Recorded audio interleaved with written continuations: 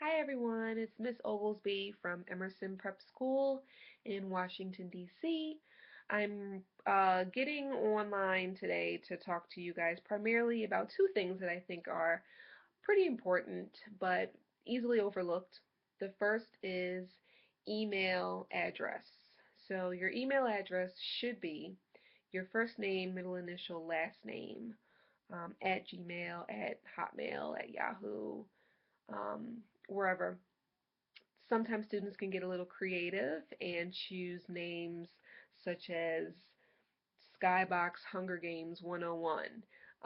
While that is reflective of you, the purpose of having the email is to communicate and to keep um, have access to your application and other files that are necessary for the process. And when communicating with schools and getting information and putting your information on the application package, it should be professional looking. And so your email should also be professional looking. So consider making sure that your email account is reflective of your name, very simply. And if it's already taken your graduation year or some other numbers following it, just to keep it simple.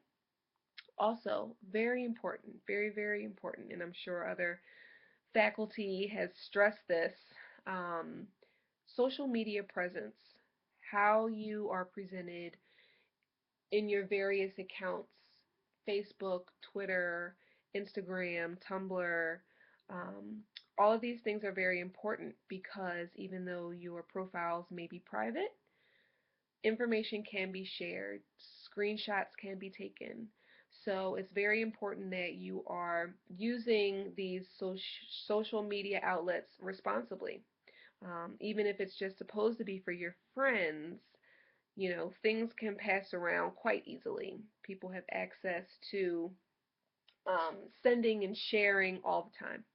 So I want students to be mindful of what they are putting into the world as a reflection of themselves and making sure that every once in a while Google your name and see what pops up. Because if you can find a little bit of your history in your map in the social world, um, college admissions counselors can also find the same information. So it's important to know what you're doing and how you're doing it. Social etiquette and social media etiquette is constantly changing, and so we're constantly having to keep up with it.